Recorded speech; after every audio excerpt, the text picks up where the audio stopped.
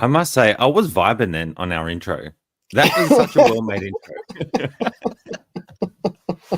Someone has to I was vibe. in this. Someone has to vibe. I was just watching. I was like, "Damn, Anthony did a really good job with this. That's epic." Thanks, Like, dude. I'm happy. Thanks. Yeah, I'm happy with that. Oh shit! I Like just a love. year later. I was just vibing. Oh shit! Cool. What's up, everybody? Yeah, I'm satisfied. Welcome back to the rundown. I'm excited for this week. We're covering Last of Us Season 3, Episode 4, Andor 7, 8, and 9. Oh my god. The time might be spent more so on Andor this week, everybody, opposed to Last of Us. So I've got seven slides, I think 6 or 7 for Last of Us, and the rest are for Andor, because if you've watched these last 3 episodes, get ready, because I've got some, what's the choice words, gushing to do, I guess. And if you haven't watched it, don't listen to the show, because you're going to get spoilers galore. I think we should put spoilers on. We always forget to do this. Oh yeah, dude, do it. It's spoiler talk. Yeah. So how are you, Anthony? Please tell us what's going on. Are you ready? I am pretty well. So last week there was one day, it was a holiday, Monday, so we had like 4 days to work. Yeah. And 4-pack Joker arrived, which was cool. Epic. Jack Sparrow arrived. Dark Side Anakin arrived, and Senbon Sakura Stormtrooper arrived. So it was a good week. That's like, you know, that meme where it shows like Vince McMahon going through these different stages of getting excited, and they use it as a meme for like excitement. That was like each figure you were saying there. I was imagining the Vince McMahon meme of him going like,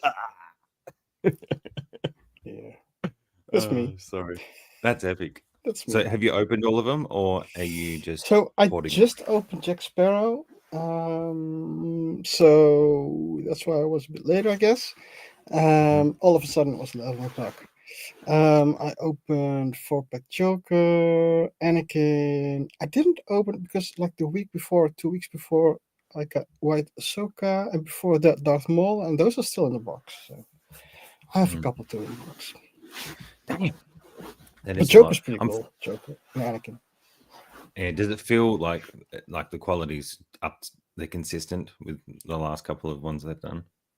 Which one, Anakin or Joker? Oh, both. Both, Joker. Actually. Yeah, both. Nice. Yeah, Joker isn't that expensive for 4 figures, and a diorama.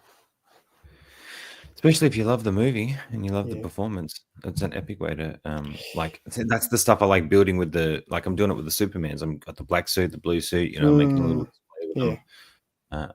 And I've just started playing around with this, with the in-art Superman, finally just moving it around and thinking of how I'm going to shoot it. I haven't yet. I just put him on there, but I haven't played with him yet.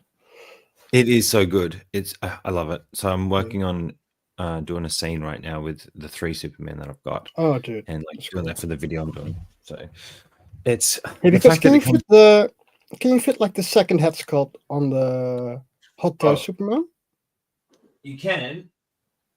However, I got a second, and so now I have lots of heads. So I'm going to do one with him holding the spear and the mask out with the angry head skull. Cool, that's cool. You can solo yourself if you want. And then I actually put the other in-art on the black suit. I'm going to have him coming up solo to get yourself. Oh, yeah, sure. In a world where John solos. In a world. There we go. Okay, so we're going to do... I just like him like this, to be honest. I think I love that. That reminds me of Henry. And then I want to do it kind of like layers. So then I'm going to have him angry holding the Batman. Yeah. I was even thinking, I haven't done the cape yet. So I'm not sure what I'm going to do with the cape, but I want to do something to sell the look. Yeah. And maybe just readjust how he... But he holds on this peg thing. It's the first time I've used this peg. He holds on it really well. Yeah. So I'm like, wow, this is so much easier to create a hovering pose. So, and then I'm going to have him regenerated coming up for the sun. And if you want to do it with the Hot Toys one, you can check out Posing with Peter's link on getting the Superman to fly, the Hot Toys one, because you can just unzip the bag and just do it with wires. Yeah, I've done that. I've actually done it with the black suit one. So Oh, cool. that's what I'm going to do to have him hovering. So Yeah. I stole that from Peter years ago. Oh, by the way, good job on the Polar Traders video.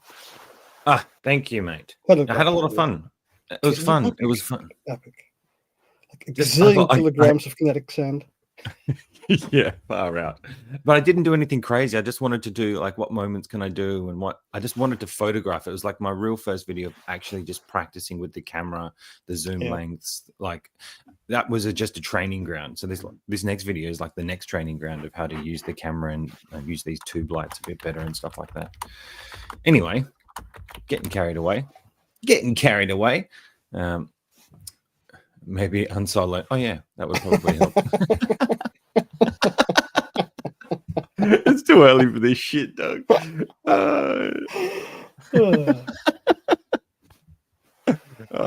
thought because I just did a podcast the other day for my other channel, Create the Courage. Oh yeah. The way the camera is sometimes, I just forgot.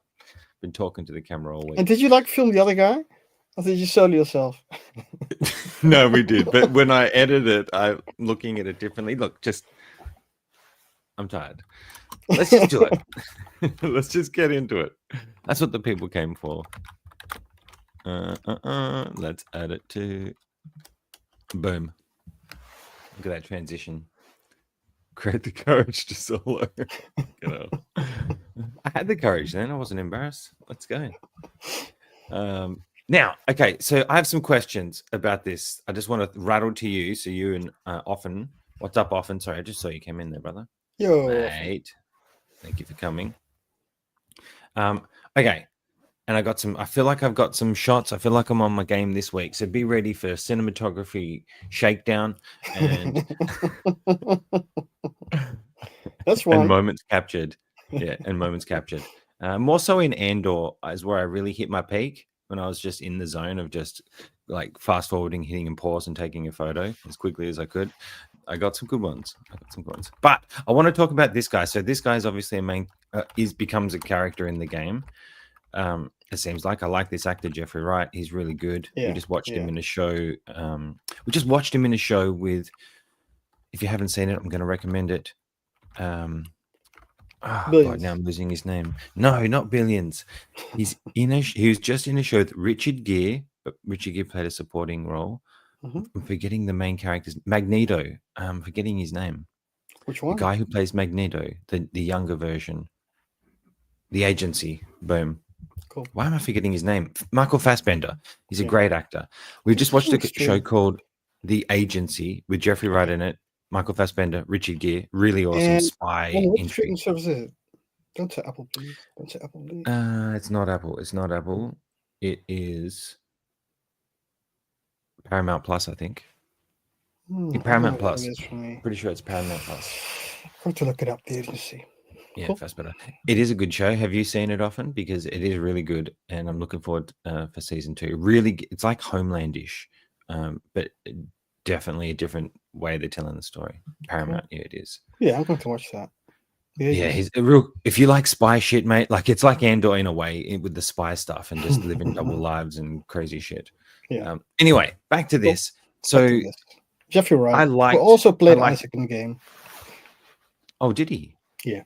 That's sick. Okay, I did not know that. I didn't watch any extras on the show this week, so I'm just going off literally just watching it. I like it that way. Yeah. So were you like, do you use him in the game? What's up? No. He's just like the boss. Just like I won't spoil anything, but it's just like in the series. But you don't play him. You only play Joel, Abby, and Ellie. Okay, fair enough. Look, I liked the scenes with him, and I like when he double-crossed. I like the speech in the van, how they did that coming in. I just thought it was interesting how they, spent time on that and then showed him, take him out like that. I enjoyed all his moments, so I wanted to capture a moment of him doing this. This is I'm assuming, was this a while back? This is like in the past, right? Yeah, this is him. First, he was a Marine, then the Marine. So anything from the government just got put into Fedra. People got fed up of Fedra, and then you got the Wolves, and after the Scars. But he just transitioned from going from Fedra to the WLF. Okay. WLF is they're the main group running shit in this city, Liberation this Front. area. Yeah, okay. Sick. What's often saying? Guy who wrote The Agency is also doing Mobland with Tom Hardy. Yeah, we're gonna watch that. And Helen Mirren. Can't wait to watch that. Damn. It's another crime show. There's too many Mobland. good shows. Yeah, it's a That's crime cool. show. Yo, Lokage. Lokage. We need to do Greetings all. Pedrogasm now. Do you want to? Do you want me to do Of it? course. Of course. Fucking hell. Here we go. Good use of pen shots. Yeah. Strap in. Hey, you. Yes, you. Are you having relationship problems? Does everything taste bland? Well, have I got the solution for you? Yes, the answer is yes, I do. Drop the beat. Pedrogasm. Oh, yeah. Pedrogasm is a life-changing new product that can change your life. If you want your life-changing life change, then call 0800 Mando for life. Check out the rundown, presented by Iron Logan and Figure Posing Channel, and get the full Pedrogasm experience. Oh, yeah. You're on one. You're on one. We were out of control. We are out of control here. Lokage, that's to honor you, sir. We played that. We played that to honor you. And you know what? There was a great use of pan shots. The cinematography was fantastic. I'm glad you're catching on now. I'm glad you're getting on board with this. I'm liking what I'm seeing. Okay, let's go to the next clip. I think I took another one. Oh no. Oh wow, I skipped right ahead. Yeah, so basically, is this all on track for him in the game? Anything deviating really? Like Yeah, so you never seen this is like a bit of a backstory that you get just in the series. That wasn't in the game. He's just already leader up front in the game of the Wolves. This is just nice to have a bit of backstory. I feel like ChatGPT is in the driver's seat now. Very well could be, Bob. It very well could be. Well, isn't it? Yeah, I love how blasé just threw the grenades in there. It's just like usually when you go do stuff and you tell to your pals, just hold my stuff, hold my beer first, and he just casually throws the grenades. I love how he saved that guy's life. He saved that guy's life so casually. Yeah. Come learn something. I love him. He's such a great actor, bloody hell. Yeah. So in the I'm game, excited you only get to see the van with the guys blown up in it. They don't give you any backstory. It's not connected to Isaac in any way. It's just a van with blown up guys. Well, I like how they did this. Look, every scene he was in, I thought was amazing. I really liked his presence in the show. So I'm looking forward to seeing what they do with him. Then we cut to these guys. I'm assuming this is a key moment in the game. No, it's not a key moment in the game, but it is a moment in the game. Okay. I don't think it's even. I think you can even skip the moment in the game, but I'm not sure. Okay. Like some moments you have to go through to progress in the game. Some moments you don't. I don't know if this is really obligatory, but for what it's worth, it's the same. Okay. I thought it was done quite well. Like this, the whole. I'm assuming it's an old music shop or someone that's had heaps of guitars. It looks pretty cool. It looks cool, and it was definitely a moment for these two. Yeah. I liked the choice of song as well. Sorry, I meant to remember, but obviously I forgot. What was the song that she sings again? Dude, so this is like my childhood song. This is Aha, Take On Me. This is like the coward version of Aha, Take On Me, because usually when you have the melody, it goes up and up and up, and then it's just impossible to sing anymore. That's right. This is like the a cappella version, which is a cop out because you go lower on or a day or two. But it's done well. And apparently she plays this herself, and she had to sing this a bit worse than she would in real life because she's been making music, Bella Ramsey, I guess. Or both of them have. Isabel Merced and Bella Ramsey. So wow. Obviously pretty good as a singer-songwriter. I don't think you know that. It felt genuine. Yeah. I thought it felt genuine. Like it felt pretty genuine. Her playing it and doing Isabel it. said in an interview that she actually had to cry, so it was easy to do. Damn. Yeah. Yeah, that's pretty cool. She's Hawk Girl. She's in the. Oh well, you don't watch trailers, but Yeah, she she's is. Hawk Girl in Peacemaker. Hell yeah! Yeah. I forget. My boy Felix. What's this for? Sorry, T. Bernard. I don't I know, missed but I think it's Jeffrey Wright. Oh, okay. Yep. I don't know. Oh, yes, Felix. Yes, and Bernard from another show. Yep, about the robots. That was a great show. Yeah, you can miss the moment. It's optional moment. Damn. Ashley's version was better. As always. Fucking hell. That actually made her version worse than she would Yeah, Bella usually. also. Original take on me is the type of song. She would rave to it, yeah. She definitely She would. Do you remember? It's like the clip that was like animated in black and white at first, and then he jumps out of that cartoon. And then it's very colorful, real life. No, I don't really remember. Yeah, generation gap, probably. But I like the song. I thought it was good. I thought it was a good moment. They're really focusing on building their relationship now, I guess. So they're giving us his storyline. They're focusing on them. Yeah. This moment was awesome. I thought. Yeah. What did you think about this? I thought this was actually a pretty interesting scene. This is so Tarantino-like. This is so 2000 Tarantino. It's been done before, but Jeffrey Wright does an awesome job doing like a little monologue. Yeah. Yeah, he did. I thought that was cool. I love moments like that where you just get a character talking or telling a story or in some type of crazy moment. It's so like cliche, dude, but he does great. Yeah, but things can be cliche and awesome. Yeah, like give it to me. I want it. Yeah, they get to be a cliche because they're awesome, maybe. Yeah. We need 1/6 French pan with it. I think I have like a 1/6 French pan somewhere.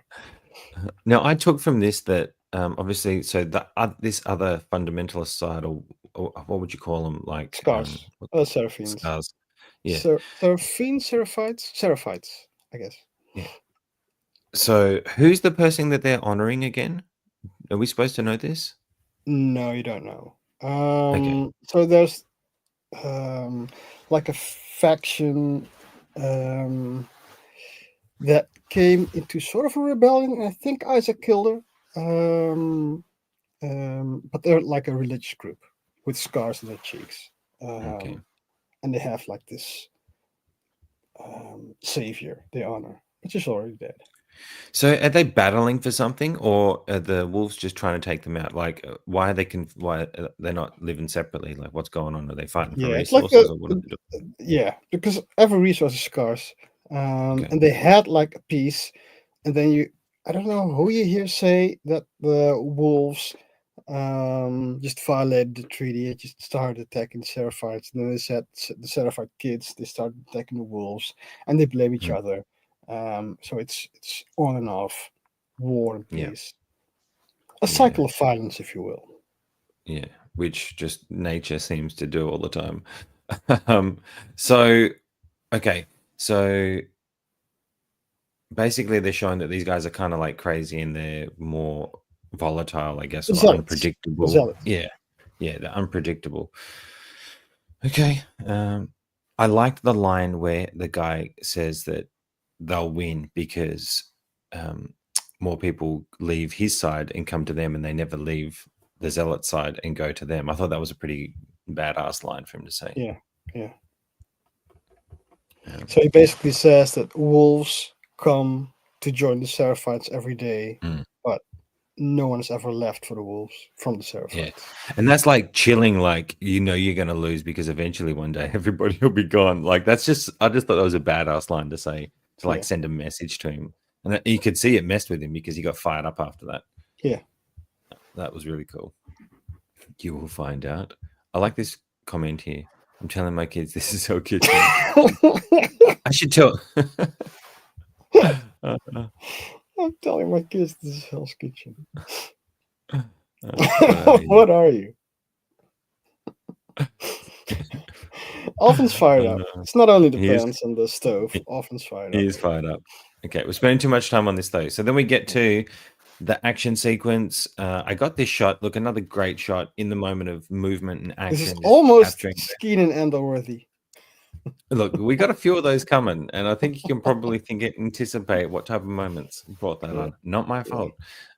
But okay, so this was cool. Okay, I like this. This whole chase sequence I thought was done really well. The stuff through the bus, like the way they had the music, the tension, the like how violent. I loved how violent the zombies were. Like they're savage. It always reminds me of like some of those older horror movies where the zombies were like running really fast and not slow and shit. I just love that. It was Yeah. cool. So I thought that was cool. She gets bit. Did you like that whole sequence? Because I'm pretty sure we move on. Yeah, it was done well because it's literally as it was in the game. So that was cool. Yeah, it was done really well, like really intense. I just thought it was really just a good moment. I was actually surprised how much I enjoyed this episode. Certain parts, not so Yeah. much. I'm glad they gave this fight justice. Yeah, they did. Just with it's also the cinematography. Or I mean, the scene that they set up with it being dark and then the red flares and the trains. Mhm. It was just Come the on. same. It was cool. Come on, it was done was really cool. well. It was done. It was done. I'll give it to them. Yeah. It was done well. Then, look, can I just give what I'm thought about this, and you can explain to me because I'll probably have questions for you guys who've Cool. played the game. This whole sequence of her telling her that she's immune and all that, I feel like just missed so much because she just then accepts it and doesn't have any questions. Like how, why, like how long, did that way you and Joel were arguing? Like, I don't know. I thought I would have seen that type of time spent in the show, but they kind of just gloss over it. So I don't know I don't remember if Ellie actually knows why she's immune. Mhm. I was kind of annoyed because it took too long for Dina to trust Ellie. Really? Yeah. Hmm. Because See, she could have just shown like the old bite marks on her belly and on her tattoo, and just say, "Look, these are all bites." And when we were in the store last time, I got bitten as well. There's nothing wrong with me. I'm immune. That's why Abby killed Joel. Just tell her everything. Yeah, but you just said it better than they did that moment. Like this is what pissed me off, right? So you've just found out that someone's immune, and you don't like. You got to think, what does that mean for the world? That could change the world, and you don't have any questions. You don't even have the questions of what the fuck. Like, why did you not tell me? Like how that, like that. Same. That just threw me off. Like that just threw. I don't know if you guys in the chat felt the same, but that just pissed me off. I'm just like, wow, that was really a missed moment. I feel like, I missed not how that someone as should much react. as I missed things in Andor episode 8. Shut your whore mouth. Shut your mouth. We'll get to that, dude. We'll get to that. We'll get there. I don't know. Tell us. Look, what's often saying? Anyone saying it? In the game, no, we scored that bit. Yeah, I'm mad they cut Dina's line. I'm pregnant. Yeah. Don't worry, it's not yours. Well, why? Yeah, well, have that whole moment. Come on. In the game, they hooked up at the weed store in Jackson. Okay, but what I'm saying, this whole moment, it just felt like Dean. It's more Dina's reaction. Where's the questions? Like you and I don't know. Yeah, I didn't like the reaction of her immediately pointing the gun, and I wanted to shoot Ellie in the face immediately. Look, yeah. If you knew that someone was infected that you love, you would spend like the most amount of time you could get with them, even if you knew it was only an hour. You would spend it, hold your gun in your hand, but not pointing at it the whole time and just wanting to straight out shoot it right away. Yes. Because this reaction implies. Yeah, it implies that Ellie would shoot her just not to be killed. Mm-hmm. Yeah, that's right. And me and Lani talked about this, right? Like, okay, they start kissing after this whole sequence, and they get together, and I look at that and go, okay, she probably did that because she thought she was going to lose her, and then that made her realize how much she actually really likes her, and that brought on that emotion in the heat of the moment. You've gone through trauma. That's kind of a natural thing. Okay, I can see them doing that, and it also made her I'm pregnant. Sorry. It also made Dina tell Ellie, I'm pregnant. It also made her tell her that, yeah. Which that was a bit of a curveball for me. I didn't see that coming. that actually was a curveball. So someone who doesn't know the game, Yeah. obviously that probably happens in the game. That seemed like a curveball to me. I'm like, wow, this is just taking a different dynamic now. Yeah, and in hindsight, that's why Dina threw up seeing the dead people. Yes. Because, yeah, and I like that. Because your olfactory senses are just heightened. Then you throw up. Yeah, and that's true. That's actually really cool. Craig says the take on me scene was Dina fell in love. So she fell in love there watching us sing, which makes sense, being serenaded too. I don't know. I just thought, I just feel like they missed, for me, what I would wanted to see from that is them have a good discussion about, or just have Dina react more to this monumental news. And what does that mean now that you're immune? What the fuck? Like, I would have so many questions if I was that person. True. And to not see that, I just felt like that was a missed opportunity. Anyway. Yeah, somehow I agree with you. Right? Yeah. Like, just give it to us as a viewer. Give her, the moment to get angry and lash out all those questions that you think you would have for lying to you about something so crazy like this in this type of world, and then have Bella actually have to give a monologue back and explain herself and go over this shit, because they spent a lot of time with Dina trying to get them together, show that she had a lot of interest. You've missed all that. God damn, I'm on one. Let's go. Next one. Anyway. There's other moments. I don't even care about getting into it, but I don't agree. Didn't like it, how they did some of it. So wait, what? Just, how do you explain? Just more the, how do I say it? How do I say it and not get cancelled? Yeah, not get cancelled. I don't know. Look, personally, I felt like it's pushing it quite a lot. Is that in the game? Like, if that's from the game? Yeah. Okay. As long as it's in the game. That's the question I had. Yeah, and that was years ago. So it's not just now, if that makes a difference for you. Okay. Yeah, it does make a difference. That does make a difference for me. Yeah, I knew it would. Yeah, that does make a difference. Yeah. There definitely weren't enough camera angles during the sequence. And that's pretty much the episode. I think that's the last slide I got. Yeah, there weren't. What? Okay, cool. Stop typing, you. What are you typing to, you bastard? Yeah, something else. Okay, so your thoughts on the episode. Are you happy where it's going? This is Andor shot. Yeah, am I happy where it's going? Look, when I played the game, I lost interest when Joel got killed. When I'm watching the season 2, I kind of lost interest when Joel was killed. Not really, because I'm kind of curious how they're going to do Abby, because I think I will like the Abby parts. Not interested in the Ellie parts, and it's nothing to do with Bella Ramsey. I was just never into the Ellie parts in game number 2. Do you play her a lot in the first one compared to? In the first one, you play Joel and Ellie. In the second one, you mainly, after Joel got killed, you mainly play Abby. Abby, so you don't even get to play her that much. That's so. And Ellie a bit, yeah. That's I think it's like 70-30 after Joel gets killed, maybe. 70-30. Damn. And I think before Joel gets killed, you just play Ellie a lot more. Really? Okay. Well, look, I like this episode. I thought overall, I liked where the story's going. I liked the action. I thought they filmed it really well. I thought the moments were done great. And if it's going to lead into what I think it's going to lead into the next episode, I think it would be another pretty cool. If it goes to, I feel like I keep thinking Abby's coming. Like, we're going to have an episode dedicated to her. Surely. You play Ellie in the first game. Okay.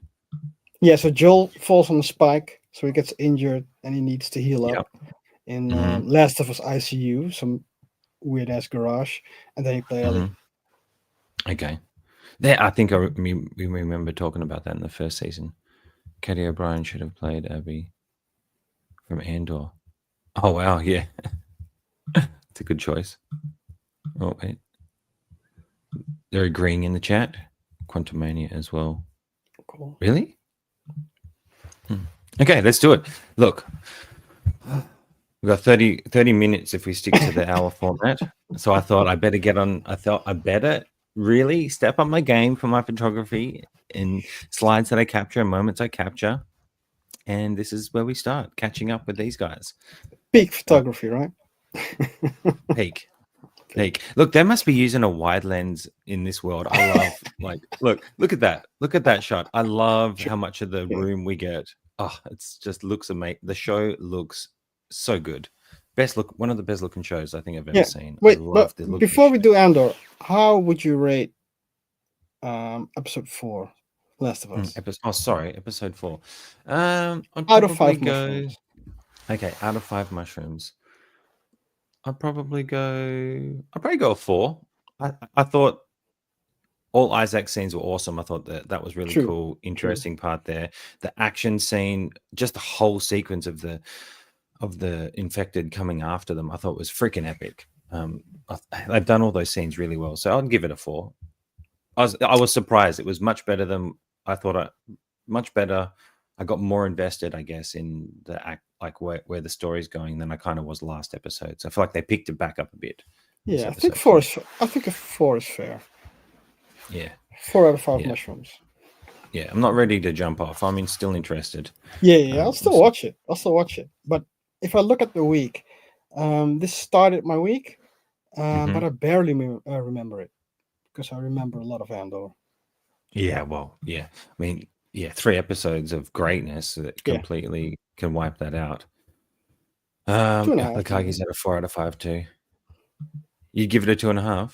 No. You said 3 episodes of greatness. Oh, 2.5. Get out of it. And look, we're going to get into it. All right, but let's start here. So I kind of this time just did for each episode because I was just skimming through it, getting peaks. So I've kind of gone, instead of each character, I've gone back to from the start of an episode. So this is episode 7 at the start of. And I wanted to first of all, I wanted to show this intimate moment. Fantastic capture right there. Regardless, I wanted to capture the moment of them together because I feel like these 3 episodes, again, is like another mini arc of their relationship from when we get to what happens at the end, obviously. And I just like that. I like how they tell their story over these 3 episodes between them. I don't know how you felt about it, but I'm thinking about from now until the end of what happens. I thought they have a little mini journey between these 2 that's culminated from everything else that's happened. I just felt like it worked really well to send her off. This scene is mainly to set up the blaster wound, I guess, more than the arc of the relationship. Oh yeah, of course. But I just wanted to catch this epic moment. Yeah, of course. Obviously. The arc is very important in Andor's arc. Yes. Or almost Andor's arc. Yeah, because remember last week we were thinking, is she going to die? She's not in the next one. Does she have a happy ending? Whatever. This kind of made more sense to me, and I felt like they handled it really well. You can just kind of see that. I just love how he's ready to quit, and she's the one that's like ride or die and leaves him. Like that is just so gangster. I love that. First, I was kind of like, why did they have to make her like this over traumatized girlfriend of Andor? What's the use for the story? Because she doesn't look traumatized anymore in 7, 8, 9. But I guess they use it to set up that Andor is going to be more protective of her and is thinking about quitting. Was there a time jump between when they blew up? There was a time jump. Yeah. So I mean, okay, look, and I actually quite like how they've used time jumps to move the story along. I just love the pacing has been just fantastic. And I love how it's all like a countdown to Rogue One. Yeah, mate. Look, honestly, guys, I just in the chat. Come on, is this not one of? Honestly, I think it's one of the best TV shows I've ever seen. Yeah, it just everything included: the music, the editing, the cinematography, the acting, the characters, just everything is on point. Not everything is on point. Not everything. We'll get there. We'll get there. Look, me and often like I said, peak. He says, peak. Peak. Most of would have been 5. The brother saying, Um, Always better. then we get to the big dog. I like this old guy. He plays it so well. Partagas. Yeah. Yeah. So wait, no, they have the mission to go kill her. So this whole time I'm thinking, what if she is Andor's sister? Like you said. What if she's Dedra. Andor's sister? That would be cool. Dedra. Huh? I Dude, think it would be cool. we called Cyril falling for Resistance Girl, right? So maybe she actually is Andor's sister. We did call it. Look, Yeah. not going to say like we're professionals, but we're professionals. Ben Anthony. Oh shit! She's ride or die for the rebellion. Yeah, while chilling at home in case of this out almost yeah, good perspective. Look, I get. Yeah. Justice for the song. Yeah. Why aren't you more committed? Get back out there. So they set up the mission to go take her out. I like that because then I'm thinking, whoa, okay, now it's getting interesting. But then these guys are talking about. I just love how casual this moment was. I wanted to capture this between these two because it's just business as usual. No.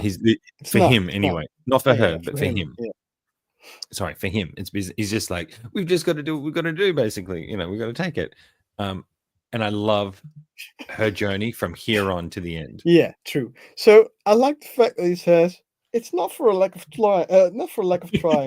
It's just bad luck, Norman. That's so, but it's delivered so well because he's just so evil, but he's just not being evil. He's just and so it's just a sterile. workday. Look how clean it is over there. Just from his comms. Bad luck, Norman. And you can also look. We tried. Yeah, and this is her beginning to break down. This is Dedra's breakdown because she wants to go. She's Empire bred. She wants to have like a rise in power. I also like how every time that she's emotional or just raises her voice, he says, Dedra. Yeah. It's so true though. It's so well done. So just animated. You're being animated. Keep your eye on the ball, and the ball is just to rise. Because everyone wants to be in Palpatine's favor. So the whole of the ISB can be in Palpatine's favor if she plays this right. And she's just a pawn of Partagas, and Partagas is just a pawn of Empire. Yeah. A willing pawn. Oh, I've never been so I'm so into this side of the storyline. I love everything they've made the Empire formidable. Like they've actually made them like they're the big dogs. Mate, it's just done so goddamn good. I love all these moments. And just this guy's unsung hero. He's an absolute baller. He's just perfect casting.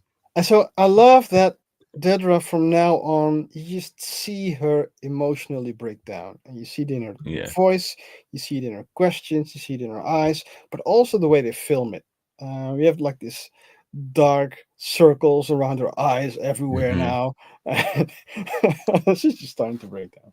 Even the lighting in the back, like it's just they've thought about every goddamn scene in this show. They're absolute whoever they are. If I was making something, I would be fighting to get these guys to be the freaking creative team behind it. God damn. Give these guys a Marvel movie or a DC movie or something like that. Give them the chance to use this style of film techniques. Oh, god damn. It's not only film techniques. They just have a lot of stage actors, which are really good. Yeah, they're not scared to spend time on shit though. Like they spent so much time. Whoever the editors were, god damn, like credit to them because they've cut it together so well. Got to keep going, Cass. I'll be at the spa plant. Call me when you're done. Love you. And he's like, look, isn't this the classic tale of like Andor's like, I want to just be with you. Isn't this the romantic movie that everybody wants? You want me to give it up and be with you and make you my only one? And she's like, nah. You can do it. He wants to get away. He dies because of her. He dies. Oh my god. Biggs needs to watch Rogue One.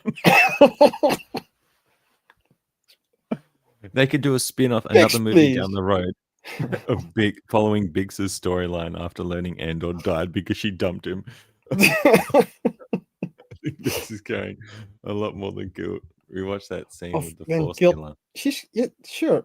I don't think Oh, guilt shit. is the look at the finger. Look at the finger. I don't think guilt is like the thing that she's supposed to portray, right? I think dedication is one, being broken is one, Dedication. being divided in a choice between and sacrifice, because Mm. the show is about resistances and sacrifice. So she sacrifices the relationship, right? Yeah. I did feel like there's some feeling of when he was telling her she couldn't do anything that Yeah, she yeah, felt bad for not doing it. But yeah, yeah, I think all that's relevant. yeah. Um, I think you're saying with the force healer, Bob, that she could be pregnant. Is that what you're saying? You need to Hmm. rewatch that. Need to check Dude, that out. Bob coming in with the. Hang on, yeah. Bob. I gotta play Hawkeye. this for you. Hawkeye. You know what we do. So what's in the scene with the force healer again? Oh wait, we're gonna get there. Don't worry, because I was glistening off that one. Cousin Anthony. This is Thor picks them again. Oh shit. Okay, now Pigs, that please. that And Samuel L. Jackson said, "Pigs, please."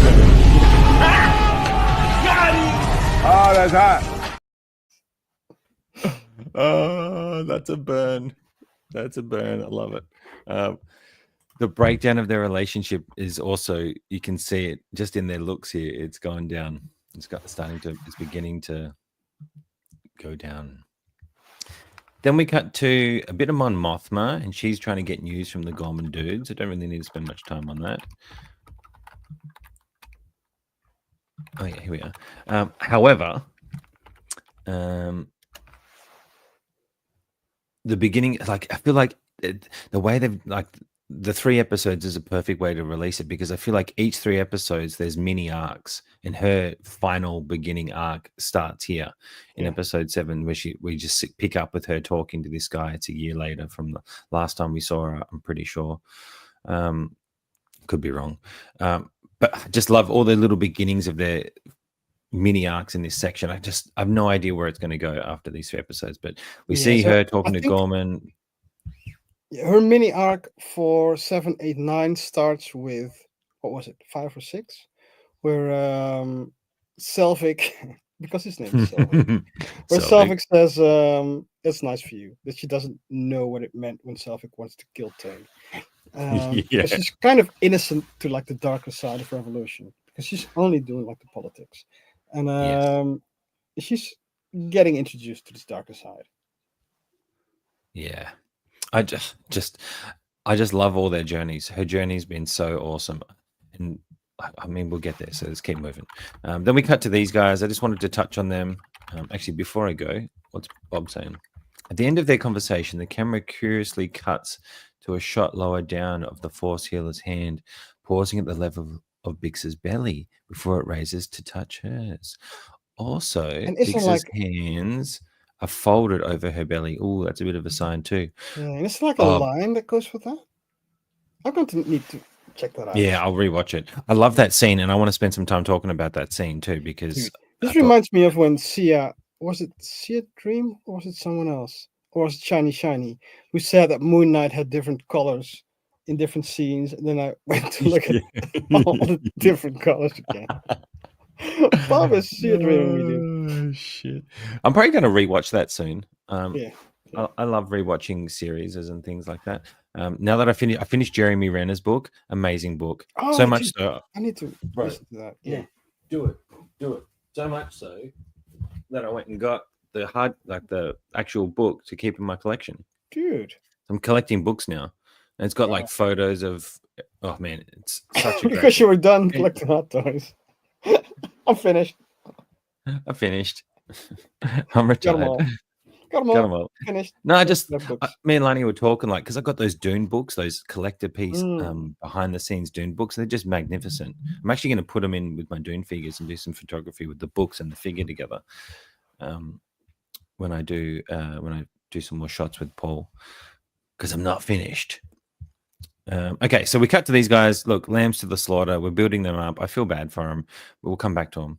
Then we get to. Hang on. Oh, I was going to say. Well, he doesn't know. He doesn't He, know. no, he doesn't know. Come on. Fix, please. So this moment, I love this whole sequence. Really, like, obviously she's a force healer, and I love how she's just drawn to him.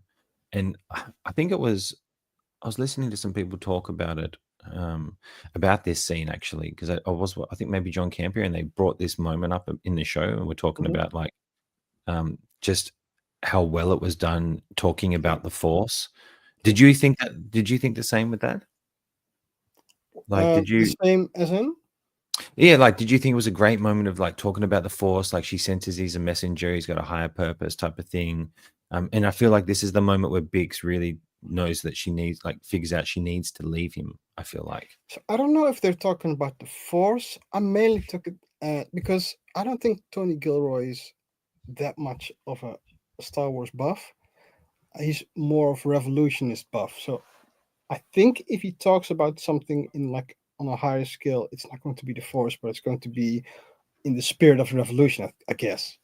So I think when she said, "Thank you for the clarity," I think she had lost hope that they would ever overcome the Empire, and I think Cassian's spirit, or maybe his character arc, basically. She senses that he's in the middle of his character arc, and she says some people let what happened define them, and he's just gathering along the way. So he's still evolving. He's like um, halfway through his arc, and she knows it, and she likes the perseverance, and she gets hope again because hope is easily lost. Yeah, and look, he's still not ready at this moment Yeah, to embrace his, like, and that's destiny. why I love this so much, because they're setting it up so, I Yeah, feel like, so beautifully, yeah, because yeah, then their conversation after he walks off, I didn't catch it then, but obviously later it's her realizing, she's coming to the realization that if this force healer senses someone within the force senses he's got like an aura, he's a messenger. I love how she says he's a messenger, because yeah. essentially at the end of Rogue One they get the message to the other side, right? I fucking love that. Oh yeah, I think it's bigger than that message. Like the plans, he's like the driving force in the revolution, just spreading it forward. And I think she basically or mainly senses that, and he, like you said, not ready to accept that role yet. This is like we've talked about Tony Stark's arc, right? How it's like the best arc in the MCU. Yeah. And he's kind of Tony Stark. He went from a thief to joining Luthen, still a thief, but he needed him as a thief and a pilot.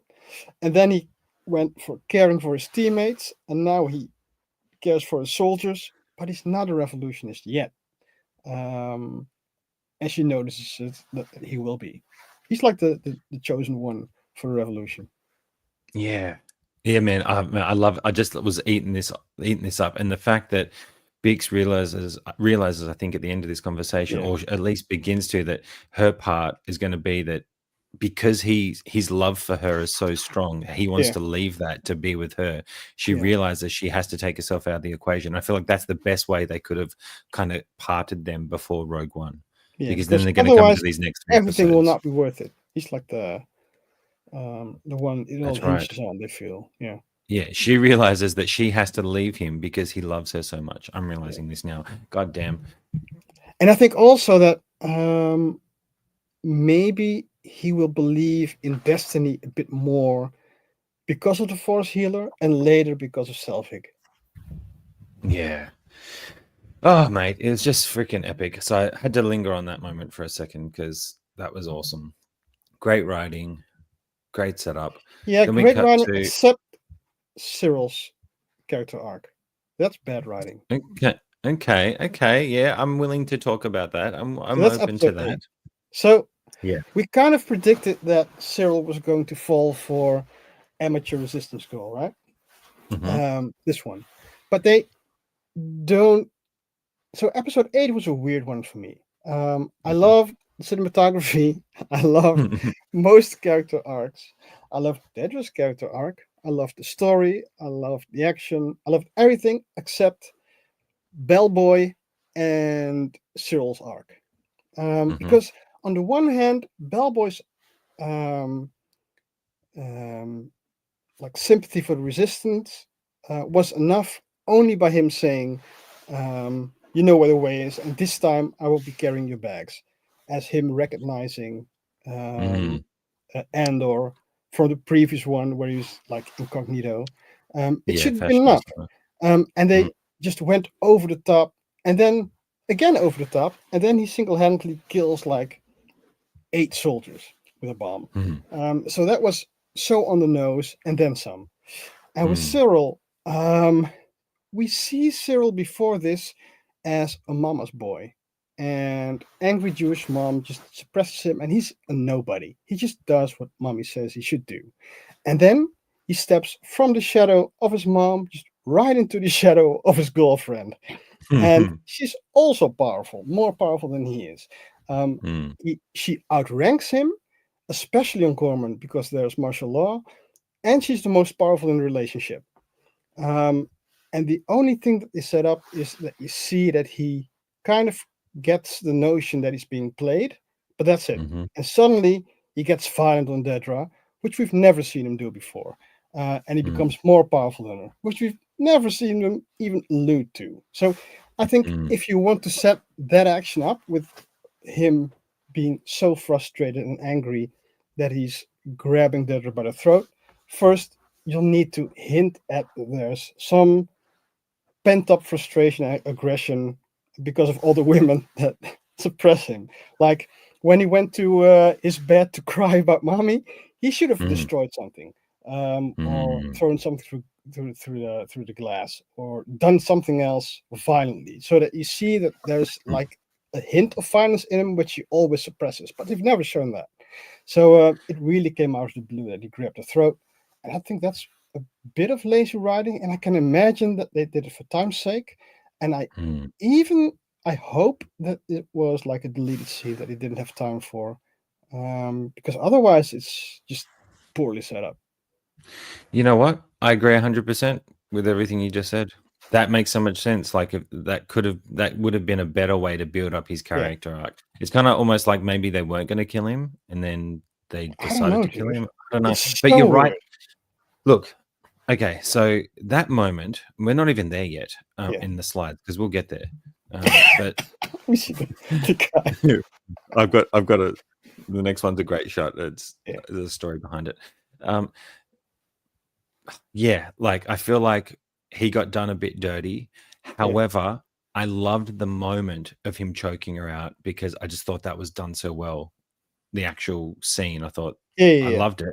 But the you're story right. was It great, would but have. the setup was It would bad. have. Yeah, it would have meant so much more had they done all that other stuff. And it's probably down to time and who's a more important character to like. He's important enough that I was upset that he lost because they gave him justice in that fight. I loved that fight scene. He was formidable and he won. He beat Cassian.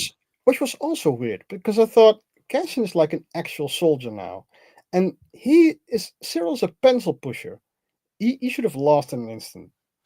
It would have made more sense if we had seen that build-up of him being violent in certain areas or losing his cool and getting his temper flaring up because of how he's been treated by the women in his life. You're right. Like that could have been a whole show just focusing on him and that journey, I feel like.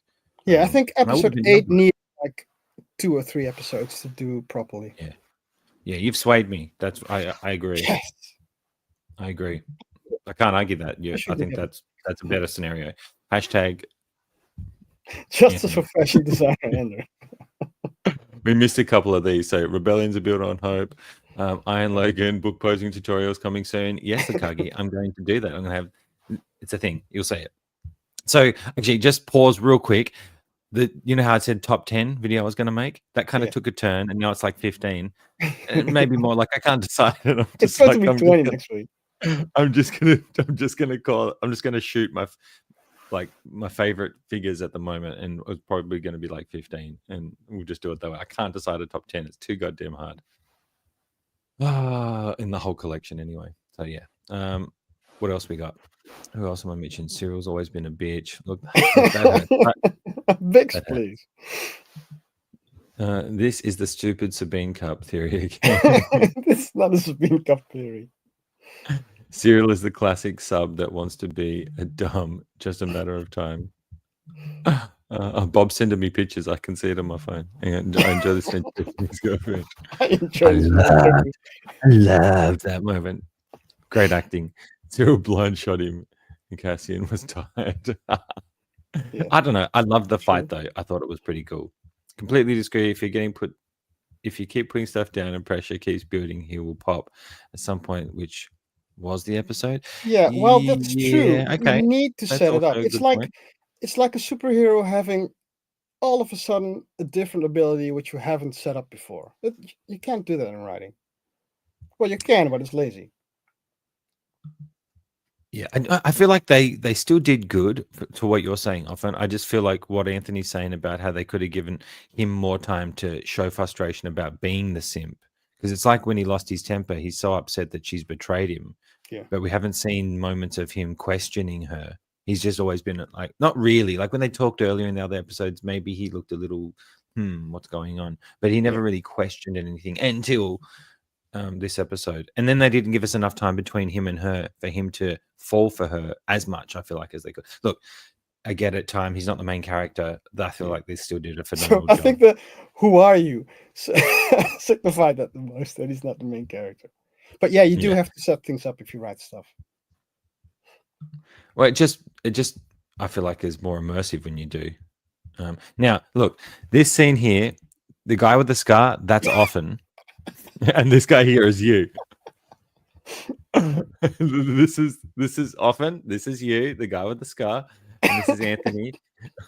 When this is Anthony when he doesn't put a room tour out, and often's asked him, and probably like right now as well. This is often, and this is Anthony. I pre-saw. I have the force. I pre-saw this moment of you two arguing, and I knew this picture would work perfectly. Yeah, with so it. this is just destiny. not true often, because, like I said, the bellboy, that was spoon-fed, and then spoon-fed again, and then on top of that, extra spoon-fed. And this was just too little. He's going to make a picture of this too. Yeah, He's going to that's do literally you often, and that's literally Anthony every time you guys. I feel like that just fits you two perfectly. Then we cut to another key moment of setting up Biggs realizing she's going to have to leave him because he loves her too much, and he's not going to follow it. He's going to want to bitch out and go on and just live a life with her. God forbid that in another movie that's romantic and he's the hero and they end up getting together. But here, no, Biggs ain't having it. I'm not going to have a problem with you, am I? Yeah. Well, the dude was even So, right. Anthony, because where's there your weren't room any- tour? There weren't any men in there. They were just cannon fodder. Sheep to the slaughter. Oh, wait. I've seen better genocides. Hang on. Dude, I thought he This would have one- typed, "I've had better genocides." this one's often. Why don't you like episode 8, Anthony? But yeah, this scene, I don't know how much more she's going to have to play. I'm interested to see what they're going to do with her. Ooh, Whether Val she'll or be in Bix? on, with Val in the next Val. mission, whether she'll be making an appearance. Then we cut to episode 8, the beginning of Cyril's end, I guess would be the word. You see him interacting with these guys. Obviously, he's arcs building. You've already talked about the bellboy a bit. Yeah. He reminds me of Rowan Atkinson. Is anyone else seeing that? Oh, Mr. dude. Bean. Is anyone else Yeah, seeing it's Mr. Bean the eyes and the vibes? eyebrows, I think. Yeah, They're right. intense. They're intense. Yeah. But yeah, I captured this because of that, like you said, that moment of him recognizing him, even though he's under a different name, he still knows who he is. Then we cut to this. Like, I loved the build. Look, I will say I loved this episode. Yeah. I did love it, even with the Cyril part. Yeah, I yeah, loved yeah. the build up, the tension, the music, the people coming out, the fact that they go from getting angry, they calm down and start singing. But the Empire is so like just the Empire moments mixed with these guys and seeing the manipulation of what they're being told to do leading up to that moment of them, creating this fake, like pushing it over the edge to create a moment. Mate, honestly, these moments, what did you think about them? So I think season 2 is like a love letter to resistances / revolutions. I think Tony Gilroy has done an excellent job in highlighting different facets of a revolution, like on a personal level, on a political level, on a group level, and making it like an intrigue series. I just love it. And it's just like a whole other tone than season 1, right? Season 1 was more like a heist-ish kind It's of so good. adventure-ish. And this is like 100% revolution. I'm really into political stuff, and the fact that they got into showing how the Empire manipulated the media, manipulated the news. You see people doing news reports throughout you see he put so much effort into showing you all these facets that leads to this one big moment, and it really gives you a behind the scenes look at things that probably happen in real life too. And it feels like what Selvig and Andor were talking about with the fuse being lit, and you feel the tension rising and things starting to spin out of control, like how Cyril just tries to calm things down and just makes everything okay again, but you feel it spinning out of control and just blurs. Yeah, and once Dedra really catches on, did you feel like she wasn't fully caught on that they would actually do that, and then she starts losing it because obviously then she knows what they're going to do? No, it was a plan, but it felt like theory at first. So she was very good at creating like tactics from behind the desk, and then all of a sudden it felt real. Just like when Mothma, when Andor killed the woman at first, it was like an awakening. Like, oh shit, this is real. Yeah. Okay. I think the bellhop is the real hero. The unsung hero. Cassian, I don't even know who you are, Cyril. You will find out. Yes. Shut in the hand. Oh shit! The stormtrooper, but look, I loved that fight. The stormtrooper looked like he was actually about to hit something until he was taken out by his own team. Teammate with the sniper. Yeah, that's right. But I love how you see the people switch and start singing to become peaceful, and then the Empire just to make them that little bit more evil. They will, because the people didn't take the bait, they force the issue. They'll just shoot their own, just to fake the crowd being aggressive. In the music, they cut between each people and going between all these different people, all the while Cassian spotted her and he's getting his gun out ready to take a shot. Remember, like there's that whole moment. Actually, we're not even there yet. Then Cyril comes to confront her after he sees the room full of the K2S droids, right? Before we get to that, let's just see what Bob said. Season 1 was all about a thief becoming a leader. Season 2 is a leader becoming a legend. Yes, money in the bank. Justice for the bell. Didra is now immune to force checking. She's unstoppable. I thought you guys would like this shot. This is like the PG version. Oh, this is not the PG version anymore. Look at these eyes. Look at that stare. Yeah. This moment, I thought was, I loved the moment. And back to often when you said, how did I cave? I didn't cave. I love this episode. Do you know this episode is ranked in the top 10 of all TV episodes ever or something? Like this is like ranked now as one of the top 10 episodes of a TV show. Yeah. Correct me if I'm wrong, guys, but I saw a post saying that something to do with whether it's Rotten Tomatoes or something. It's going to be top 50 anyway next week. Yeah, top 50. Oh, shit. Yeah, propaganda can only take you so far. I just love that whole side of it, though. Dude, and I love that awareness of and how relevant it is nowadays. Relevant of the narrative and just winners write the narrative. Because the Senate just hears everything through the imperial news. Yes. And the Senate's the writing is all wrong. They're just being lied to. No one cares. They lie. They show that right at the end with Jewish mum sitting there seeing the news report after his son's been killed. They did that really well. But this moment, I love this moment to see him go on like that. And this is their last interaction together. Yeah. I wonder how I can't wait to see how they're going to show her dealing with what's happened. Better not be a time jump on that. Better pick up straight from that. Yeah. I want to see. I don't want to see a time jump. I want to see her dealing with this being their last moment together, and then him being dead. I want to see that. I miss him already, dude. Yeah, it was pretty sad, right? Like, this is one of the greatest shows I've ever seen. It's just, I didn't expect. It's just, I just look forward to watching this show. It's just a masterpiece. Absolute masterpiece. At least it didn't kill the leading man. At least they didn't kill the leading man. That is true. But look, they've got the end game. There's 3 episodes left. I love stuff like that. Like they're working. It just gives you more options to do crazy shit because you know you got to conclude it. So I feel like, whilst I didn't think he was going to die, and I didn't think that was going to be his arc. Dude, never.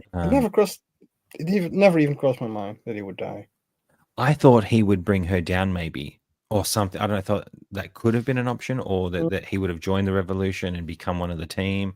I did not see him dying. What do you guys in the chat think? Did you guys see him dying? I saw him turning for amateur revolution girl. Mm-hmm. That's oops. That's this girl.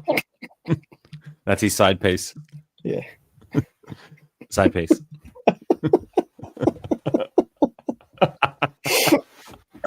We're losing it. There's a stone, something in the dirt here. Yes. Okay, just reading the subtitles. I think I get it now. You're mad Twin Peaks is gone. I am mad. We're sad. I am mad he's gone. I'm not sad.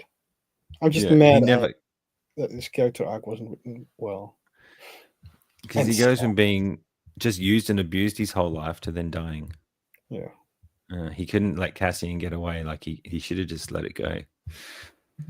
One of my friends is floating the theory that Luth Selvig is a Jedi. I would love for that to be true, but I doubt it. They seem to never include Jedi or Sith in these types of shows. Yeah, like I said, Tony Gilroy isn't that much of a Star Wars fan, I think. It's more of a revolutionist. So he could be a Jedi. I think we thought as well in season 1, right? With his cane. Yeah. That it was something of a lightsaber. And he was all about the crystal. So maybe he could be a Jedi. I could see him being a Jedi. I'd be happy with that. I think that'd be cool. Yeah. Yeah, I think that'd be cool. Oh, what's that? And it was something. What was that with the crystal again? Was it like his wife's crystal or was it his crystal? And it was important to him, but they never allude to it again. Mm-hmm. No, they don't. It looked like a kyber crystal. So that'd maybe be cool. His wife was a Jedi, or he was. I don't know. I think if Cyril wasn't killed, Gorman Osborne, he would have went to the rebellion. He just needed a few moments for Cassian to talk him down. Yeah, I don't know. I felt like, well, that's what I thought could have happened. I didn't see him getting shot in the head. He stood up for himself. He got caught out. Oh, wow! Wow! Oh, that's hot. God damn. That's a burn. Something of a rebel myself. Anyway, that scene was intense. Then his girlfriend gets tossed like, that's what you get. Amateurs, they got tossed like nothing. Done. Dead. He's sad. She's dead. He's sad. He sees the chaos going on. And then we get to, look, guys, I feel like this could be a new skin in Andor. What do you think? Almost. It's too blurry. I think it's a bit too blurry. Damn, I was going for it. Andor's always getting himself in dodgy situations. But look, the whole moment of him trying to shoot Deidre too, we missed that. He was about to shoot Deidre before he tackled him, which was epic. That whole scene was amazing. Dude, I love, but that's just like the hot toy collector to me. I get it now. Like Jyn Erso's figure had this modular gun. I don't think it's the same gun as Andor had, but it had the same feel because you could like put it in like 6 different configurations. The hot toys one from Jyn Erso, and that looked like fun. So if they include it in Andor, I might want to get him.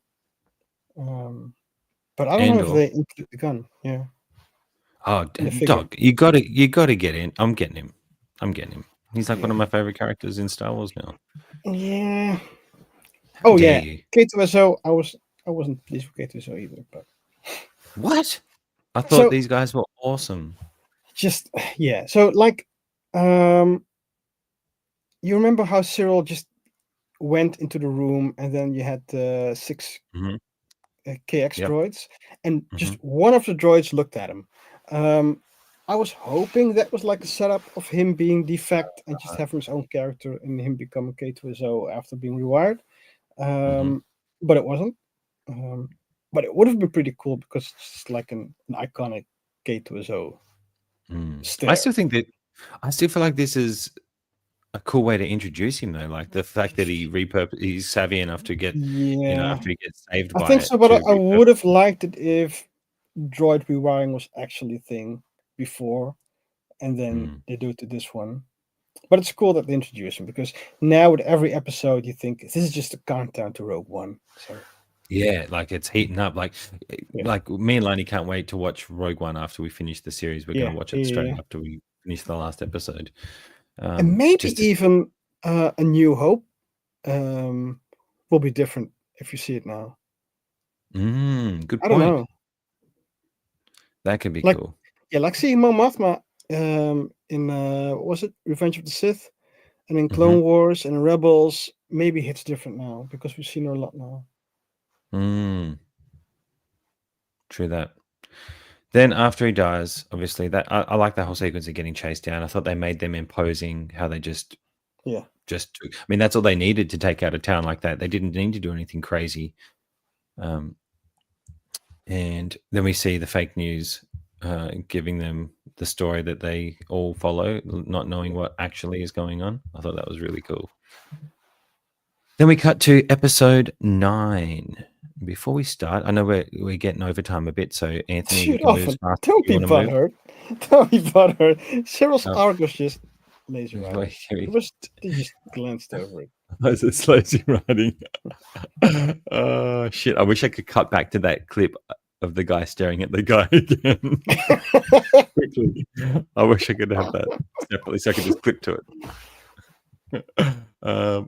She needs to make a speech. Look at the scenery here. How big they've made the world feel. Yeah. It just feels so real and like they're actually in these places. It's amazing. But beginning of her end arc as well begins here, obviously talking to Ortega.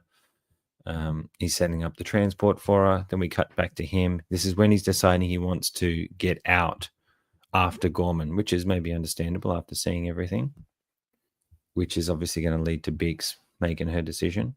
But he's talking to, what's her name here? No. Look, Selvig's partner. What's her name? I can't remember. Something with a K. Claire, maybe? Clarice? Claire? Something like that. Cleda, something like that. Organa. What did I say, Ortega? Organa. Clea. You throw a practice cup first before throwing a side piece. The death of the truth is the ultimate victory of evil. Yeah. We're getting there. That's so rough at the moment. You were talking about theirs. Clea, yeah. Claire.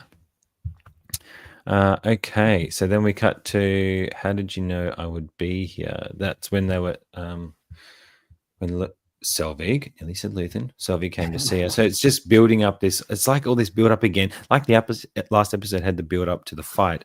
This was like the build up to the speech. You know what I mean? Same type of build up. Yeah. They're preparing Mon Mothma. We're seeing her get prepared for this big talk she's going to do, because obviously the consequences is. And I love. Now that she knows that she's going to have to talk, she's becoming more and more nervous because she knows everything's on the line and she'll be in danger. And now she doesn't trust anyone again, especially when Luthen says that her assistant, Smaj, that he works for Luthen, for Selvig, 2 years. Now she doesn't trust anyone anymore. Betrayal, of course you wouldn't. Yeah, you'd be completely real though, but still Selvig the ghost. He is. I'm Then so he glad catches up. S-Beam isn't in the live chat because he would go against it. He would just say He would. Skarsgård. He would. He Skarsgård. would. Is that what you've been doing? Is that what you've been doing? He dresses like a Jedi for sure when he gets to Yeah. dress how he likes. This is when Andor says that he wants to make his own choices. And he says that before because that's how he set things up. He says it to one of the General Draven. Oh, yeah, Draven was his name. He says it on the base. He says, as soon as he can't make his own choice anymore, he's gone. And now he says it again, that he wants to make more choice. And with this, he means he wants to choose for Bix and go over there. Bix, right. of course, has taken the choice from him. But Luthen says, it's not only about you making your own choices. We all, as a people, should be able to make our own choices. That's why we're doing this. Think about something bigger than yourself, basically. Which is, look, it's such a interesting position for them to put him in. Like, I just really love how they, he wanted to just go and live a life with the woman he loves, but he's literally getting forced. She has to take that away from him. Yeah, because she believes in this cause. But then the Empire end up getting back in charge later on anyway. Like, what'd you do it for? You what'd you do it for? Yeah, but what'd you do it for? I love that. I love that Cassian already made like a very cool character arc from being selfish thief to caring for Bix and caring for his group of people or the soldiers in resistance. But he still needs to step it up like 6 notches to be like the driving force of rebellion. Did I just thought, you remember his little sidekick robot? He's gone. Yeah. Did anything happen to him? I can't remember. B2 Emo or something? Yeah. They kind of just dropped all of that type of he was crying. relationship. Maybe in 10, 11, 12. Yeah, maybe. I can't remember. B2 Emo or something. Because so they have like a meme. Sorry? That's right. Then Cassian takes this mission to get Mon Mothma out. Perfect. Yeah. Obviously, bringing them together for the first time. I can't believe this is the first time they've met. I just feel like being in this world that they might have met before already, but they haven't. And I like how these guys work together. Yeah, this left him. Poor B2. Show got too serious. It's like the show got too serious to have that little friendly sidekick in it, almost like. There's no comedic moments for them to have him around doing his little beat bobs. It's all freaking espionage. Let's go. Yeah. It kind of, dude. That's a good point though, because when they were the resistance were chanting and they were singing, the grittiness of it, like, or the cinematography, if you will, it kind of reminded me of a mix between how Jason Bourne was shot and Saving Private Ryan, like the opening scene. Yeah, good point. Yeah, it did. Yeah, just look. Yeah, I don't even have the correct words to articulate it. Just so well made. And then we get to her doing a speech, obviously. So we've only got a couple slides left, I think. Maybe I had less than I thought. But we cut to, so this is the side of the Empire trying to stop the TV signal, and they had people to do that to lock this door, right? Didn't they? They got someone to lock this door. Yeah, so I love it how the guys are amazed.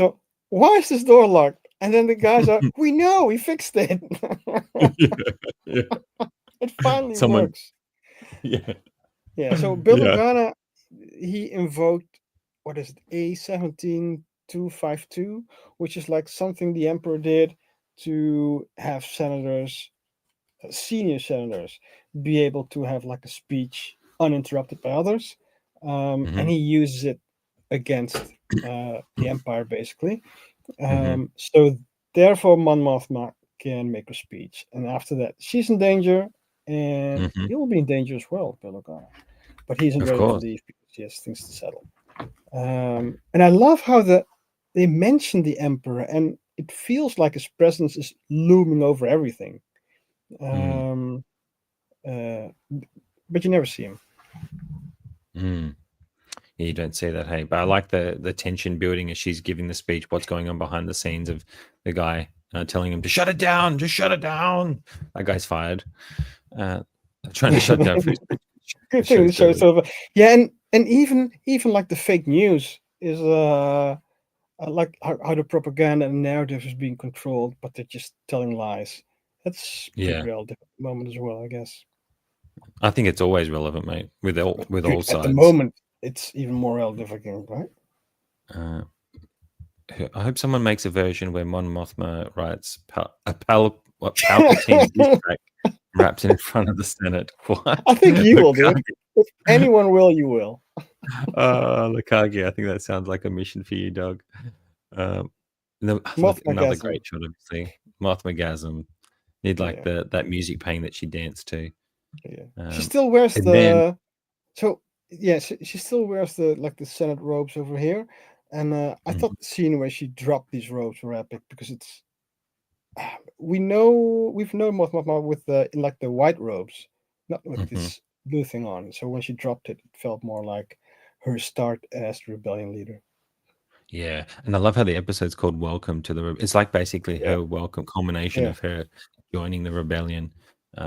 Yeah, really awesome speech. The way they built it up, the way they cut between her doing that and everything that's going on behind the scenes. That all the show does such a good job of showing, like, if you were really trying to do something, you know what I mean? Like, especially like in Yeah. season 1 when they had that heist, and it's the 3 episodes of training and building up to this heist. Like, I love that in-depth shit. Like, I hate it when shows and movies just skip over juicy stuff like that. So I love and it's that like they're a cutting super in strong between. speech as well, which was like, what was it again?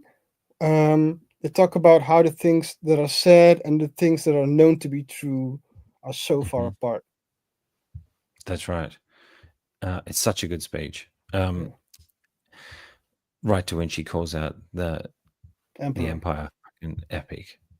Emperor Palpatine. Because then I'm trying to remember where it is in the storyline of all the Star Wars. I'm thinking, hang on, where are we? Where this is? Well, this is the beginning. Yeah, This is right before New Hope, right before Rogue One. right before A New Hope. Yeah, after the prequels. Yeah, so Darth Vader's around. Yeah, bowling. Cassian again, getting his hands on women, just doing crazy things here. He's got a gun. What's he doing? Not sure I can do this. dude, I'm glad he didn't do like an Obi-Wan and try to hide her behind this trench coat. Yeah, she might not fit. Palpatine be tripping. Is this like a ChatGPT rap, like a Star Wars rap? Rebellion is hitting. From 8 to 10, Oh. grow and lean on me. Moses, it's your turn. Your empire is going to burn. It's definitely ChatGPT. Or maybe Bob. It might be Bob Bob. spits bars. It might be Bob's genius. Bob, are you a rapper? He does it. It's a side job. This wasn't as good as Obi-Wan, really. Yeah. Oh my god, it wasn't as good. It was much better when he shoots them. That was bars, Bob. That was bars. Palpatine be tripping. The rebellion hitting. Oh my god, I don't think I'll ever forget that. Lukagi. Now, Lukagi, can you get this wrapped and put it to Mon Mothma talking? Boom, challenge. AI that. When he shot, like when him and the other fellow work together here, and he shoots the like that's, you can see Mon Mothma's reaction. Like it's all just like hectic and chaotic for her. He's this rich woman who's never had to be in any type of situation like this. I kept thinking like, oh wow, she's not going to see her family again, right? That's it. She didn't even say goodbye to her daughter. She already had a strained relationship with her daughter. No more party boy, dude. No more party bro husband. He's pretty happy. I think he was pimping on his own anyway. For real, mine could have easily found it. Palpatine's diss track back to her because Empire Strikes Back. Like second round knockout. Yeah. Again, just this whole sequence of getting her out of the building, getting her in a car and getting away was awesome. So well done. Then we catch up with these guys. So they're still alive. That's pretty cool. I feel like I'm assuming he'll have more to play. That's why I'm wondering, is it going to be a time jump, or is he going to be out of commission from now on, or is he just does he just need to rest? Time jump again. I think it's set up to be like 3 episodes time jump, 3 episodes time jump. Which means we're not going to get to see Deidre deal with Cyril's death, which is annoying. Apparently, they cut a scene where Mom went home to explain her decision. No, surely not. Really? So the idea is that she would just went straight away, and that's why the escort was there. Yeah, it is a year every 3 episodes. Yeah, there you go. So we won't see it. Well, Love you can this still shot. mourn someone a year later, right? Yeah, I guess. Sure, being upset, but yeah, fair enough. I'm sure they'll do it. Look, I love everything else they do and have done. I have no gripes really at all. Just keep giving me more. I'm going to be sad when it's over. Yeah. As sad as this, maybe. This Mhm. scene, awesome. Waking up after he's professed his love. Yeah. Like Anthony waiting for a package. He stands there in the door. Yes. This is Anthony waiting for the yourself from Joker. this. Don't exclude yourself from this, John. We're all the same. Yeah, this is all of us We waiting for our next piece of plastic. Yeah. All of us. You can have him behind his computer as well, just refreshing the tracker list. Yeah. You rebel scum under my thumb, your ears are gonna pop when my Death Star drops. The end is booming like Alderaan booming. Man, you are dropping bars. Damn. I love this Best to ever shot. do it. Star Wars rap. I love this shot, and I love how they show this. She's talking, giving her speech that she recorded for him. Then it cuts to him running, and just the whole sequence of him, like it's already over. He's already back at the house looking, or he's already watching, or whatever. I just love how they cut it between Yeah, of him the running one thing I after don't get is why. Can you go back? Why is he in front of Bilbo Baggins' house? her. Yeah. The wide lens, they're using some type of wide lens which makes it look almost fisheye-ish. Probably, John. Yeah, I like that. Look, just dropping my knowledge here, guys. Just, Yeah. Casual flex. but I love it. This whole moment was epic. Sad, but it makes sense, and it sets him. This is what's going to set him on whatever's going to happen now in the next year. So he'll be a year without her. Yeah. So he's going to be obviously. And he needs to be moving on. prepped to make the ultimate sacrifice, right? Yeah, this is like his journey. I think that we're going to see a lot of Cassian in these next couple of episodes. I hope. Are you telling me you wouldn't get this figure? The one that's coming out on him? Yeah. What? Don't you have like a baffled video or a head exploding meme video? What the frick? We need it. What the Maybe hell? I know. No. Yeah. no. No. Yeah. Seriously, I do need to do it. No. I can't believe you, bro. How did you? Guys in the chat, shame on him. Anthony will Shame. get this figure. Shame. Shame No. him. Shame him in the chat. I don't need that. And then we cut to this. What? Dude, I damn. love K2SO. Yeah, you'll get a K2SO, but not a Cassian. Shame him in the No, chat. I just have Shame him. old K2SO. I won't be getting a new one because it's the same. Oh. It's the same. Shame. Yeah, it's the same. And then obviously it starts up Cassian. I like how he says, "I'd appreciate you pointing that elsewhere." I thought that was cool. I'm sorry Yeah, if I hashtag- offended you. If not, ban Anthony. Yeah. So that's cool. I think we're going to see a lot more of him now. Maybe it would have been awkward having two robots because then he would have had this one and the other one. Interesting. Yeah. Shame. Yeah, so I heard that in my head. Shame. Tingling. Now that's it. That's all of it. That's Cool. all the slides. I also I forgot to say before. I have some kind of bad news. Dude, what? Well, there's good news and bad news. Good news is the next 3 episodes, the finale of Andor is next week. Fantastic. Cool. However, I can't do it next week. We'll have to Dude, do why it the not? week after. We're going to Gracie Abrams' concert this Saturday night for Mila. So it's her favorite musician. But And we're could we do and it we're- like another day of the week? Like we Friday? can maybe do it. So We like can do the it day another before? day. My Saturday morning. Yeah. Yeah, we could do the we could do the day before. Cool. Hang on. Yeah, we could. We can. All right. Yeah, we can do it. If I'm everybody in not the chat going. can be there, same time just the day before on the Saturday, I can do that. Yeah. Okay. Yep. All right. Easy. I've just got to get the pictures earlier, but That's okay. I can do that. Yeah, because we're going to the concert, and then Yeah. we're staying out, and then I won't be home until like in the afternoon on Sunday, so I won't even be home Sunday morning to do it. So yeah, let's do it Saturday. Okay, good. Thank you. Didn't think about that. So crisis averted. That's Lesson Star's greatest shame of all. So, fun fact: Asmus and Star Ace, I think it's the same company, and I do have the Asmus Gandalf. So yeah. Yeah, you love it. Oh, You and love it. the Schmiegel. Nice. Now, what are you going to rate these last 3 episodes, guys? What are we doing? Dude, I can't rate it any below the 4.5 out of 5. 4.5. So it's at Nice. least 4.5. Okay. Shame on you. 5 out of 5. 6 out of 5. 6 out of Look, 5. 15 out of 15. 10 out of 10. Oh, there's too many options.